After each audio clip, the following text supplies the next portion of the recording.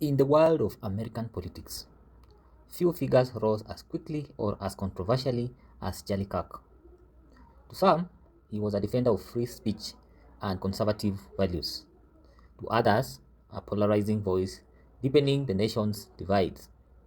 His life ended suddenly in violence at just 31 years old. This is the story of Charlie Kirk. Charlie Kirk was born in 1993 in Arlington Heights, Illinois. Raised in a middle-class family, he showed an early interest in politics and debate. While many of his peers pursued college, Kirk charted his own path, choosing activism over academia. In 2012, at just 18 years old, Kirk founded Turning Point USA, a nonprofit dedicated to promoting conservative ideas on college campuses. With the support from wealthy donors and tireless energy, TPS USA expanded rapidly, establishing chapters at universities nationwide. Rise to national prominence. By his mid-20s, Kirk had become a fixture in conservative media. He launched the Charlie Kirk Show, and he also authored books and developed close ties with figures in the Trump movement.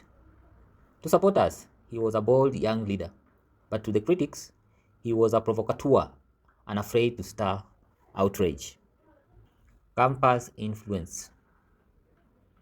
Through Turning Point USA, Kirk built one of the most visible conservative youth movements in America, TPUSA. It hosted large conferences and trained students to confront progressive ideas on campus. But the group faced sharp criticism. It was accused of spreading misinformation, oversimplifying issues, and even fueling polarization. Controversies. Controversy followed Kirk throughout his career. His comments on immigration, education, and culture drew sharp rebukes. Progressive groups organized protests at his events, while even some conservatives questioned his style. Yet every criticism seemed to fuel his influence. The Utah Valley University shooting. So on September 10, 2025, Charlie Kirk was speaking at Utah Valley University in Orem as part of his American Comeback Tour. The event drew around 3,000 people. 20 minutes into his speech, as he engaged the audience on the topic of mass shooting, chaos erupted. A gunman positioned on a rooftop, roughly 200 yards away, fired one shot. Kirk was struck in the neck. Panic spread through the auditorium as students scrambled for cover. Despite the immediate medical efforts, Charlie Kirk was later pronounced dead at the local hospital. He was 31. Authorities launched an intensive investigation. Surveillance footage was traced the shooter's movement across the campus, from the stairwells to the rooftop, before fleeing the scene. Political leaders across the spectrum condemned the attack as supporters gathered in grief. Leaders across the United States reacted to this death.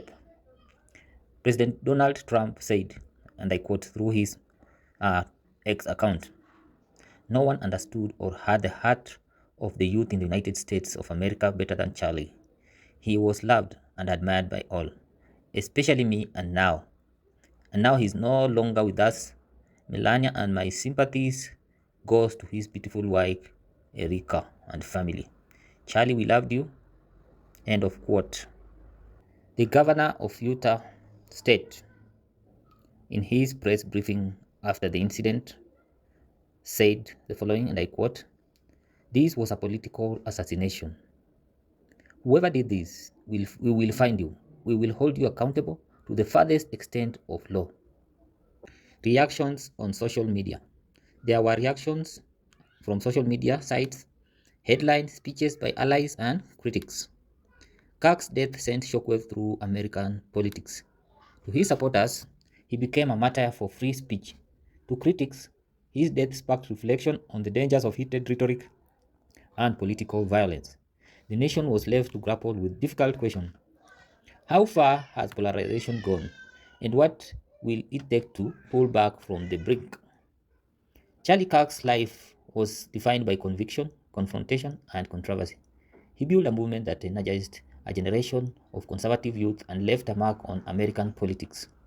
His story ended abruptly, but his influence continues to shape debates of free speech, activism, and the future of conservatism. Love him or hate him, Charlie Kirk's voice left an imprint on his time.